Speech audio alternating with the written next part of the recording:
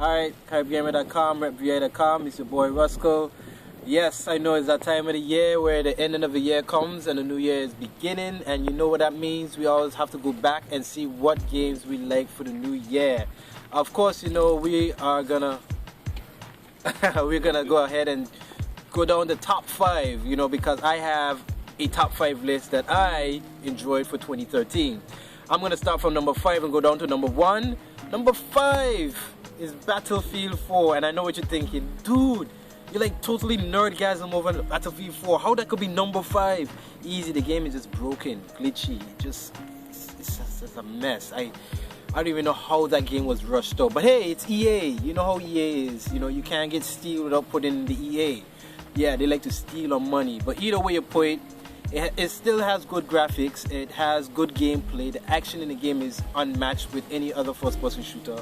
I mean, because I'm a total fanboy of the game, of course, it has to be at least a top 5. So let's move on to number 4. Number 4, we have the one and only Splinter Cell, Blacklist. Love that game. Splinter Cell is like it's like that sweet thing that you trouble once in a while. You know, you like to see her. You like to trouble her, but she's not as often as you should be. But nonetheless, the game still has a great experience. I just love the stealth play, and because of the last Splinter Cell, it had that action to it. So it is the best of both worlds, and it definitely reached my top 4 list. And number 3, of course, you know, you had to get my boy in there, Naruto Shippuden Ultimate Ninja Storm 3. Again, it's a fighting game that I am really good at. I'm not really good at Street Fighter or any other fighting game, but for me, Naruto is one of those games I like to just pick up and play and run from time to time.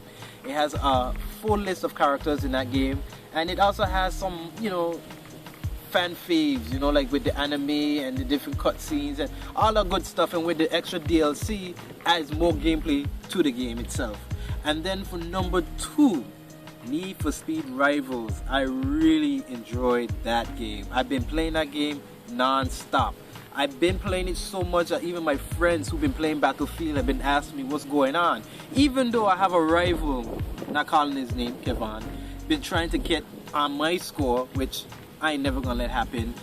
I'm really enjoying the game. It's very intense. It has that, competitive gameplay where you could go online and you can, compete with your friend. You could beat his score. He could come back and beat your score. It's a never-ending battle, and I love it. So you're wondering, what do I have for number 1? I already named most of the most favorite games you heard me been playing for the past year. And this one game, this one very cool-looking game, got my attention from the day I started playing it, and it is Tomb Raider 2013 Reboot Edition. I'm gonna say this right now. That game did something that no other game has ever done for me in a long time, and that's made me want to keep playing. Have you ever picked up a game and you just don't want to stop? Every achievement is like, wow. Every scene is like, oh my gosh, and it's like you don't want to stop. That's what Tomb Raider did for me. The graphics is awesome, and now that they're bringing out a next reboot edition of that Tomb Raider series with better graphics, better gameplay, I'm definitely going to be picking that up. Some people are complaining, oh, $60 for an old game? Shut up, just don't buy it. I love it. It's awesome. It's a great game, and I am definitely gonna shell out the money. Yes, I'm a bot. I'm a noob. I don't care. I like the game. If I like it, I'll pay for it. That's how it is. If you don't like it, don't pay for it. Pissing and moaning on the internet ain't gonna do nothing about it. So either way, back to the game. It's also one of the most easiest games to pick up. If you're one of those gamers who are pushed off by a difficult game, this game will ease you in very nice. It lubes it on really nice. It gives you that KY and it just lubes you in. I mean, you press L2, it'll show you your objectives. You hit L2 again, it'll show you some very interesting places that you need to check out. And then the way the game is set up, right? The storyline takes you along. It doesn't just pull you away. It takes you along. So if you want to deviate from the path, it's not a problem because you still be able to know where you're going, but you still get to have the fun of exploring. So again, Tomb Raider 2013 edition was just one of my best. The best reboot I have ever seen in any game for a very long time. Square Enix, Crystal Dynamics, they did an awesome job with that game. I know many people gonna be like, well, what about the Uncharted and all those rest games?